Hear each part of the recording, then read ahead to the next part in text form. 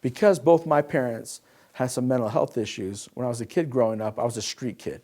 I could stay out till 2, 3 o'clock in the morning on a school night. I had no rules, no boundaries. The best way to describe my childhood was like a kite flying in the air. If you cut the string on the kite, what would the kite do? The kite would fly away for a few feet and come crashing to the ground. The only thing that keeps the kite up in the air is the resistance on that string. And in my metaphor, that string represents laws and rules. And I grew up pretty much with no laws, no rules, until a woman named Mama Jackson came into my life. I was up one night, really late at night, and a car pulled up, and the windows on the car slowly rolled down. In the neighborhood I grew up in, you run when that happens. I took off to run, and I heard a voice of Mama Jackson. She was one of my best friend's moms, and she kind of came down with the hammer, and she's like, there's no way you're going to hang out with my son, Sean, anymore. The fun and games are over. She knew what I was out there in those streets doing, and she was like, all right, you're done. I don't want you to step foot on our property. I'm going to call the school tomorrow. I'm going to make sure you're not in any of Sean's classes. Luckily, Sean explained to his mom a little bit about my home life, the situation I was in, and a couple days later, I was walking to school, and Mama Jackson came out of her house and said, look, Christian, if you'll start going to school every day, I want to see your report cards. If you start answering to me, you can come eat in our house anytime you want. Now, Mama Jackson's a seriously, seriously good cook. That's the real reason why I'm in top physical condition right now. But it's pretty much like an informal foster care situation. She took over and started helping raise me.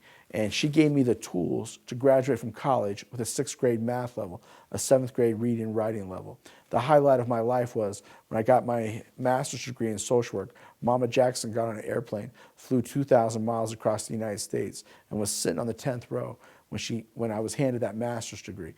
As I was winding up my college degree, and a professor pulled me aside and said, Christian, just do me a favor, write down for me on a piece of paper, how did you get this far in college with your background, your learning disabilities, the challenges you've had in your life? So I wrote down several principles on a piece of paper. I wrote down I had to stop crashing. I had to realize my decisions had consequences. I had to tear off my labels. I had to learn how to control my defense mechanisms, and so on. So I wrote down some principles on a piece of paper on how I made it through college. And that was the start of the WhyTry program.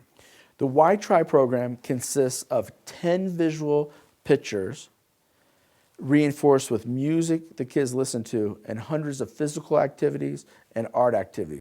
A school psychologist one day showed me that 80% of the kids I'm working with are visual learners, but 100% of what I was doing in counseling was cognitive talk intervention. When I learned that most of the populations I'm working with learn visually, I decided to take everything in mental health, take brief solution-focused therapy, reality therapy, strength-based counseling, and deliver it in a visual delivery system reinforced with the music, the physical activities, in combination with the leading research on how they learn.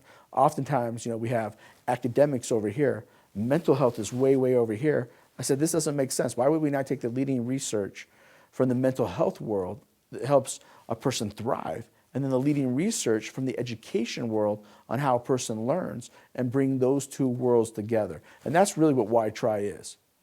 One of the first metaphors is a roller coaster that shows a crash.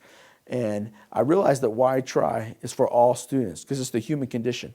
We all have lows, we all have highs, we all crash, we all have problems. The straight A student that has a full ride scholarship to Harvard can still deal with depression, anxiety, and fear, as well as the kid in the gang. And so that's why WhyTry is for all kids.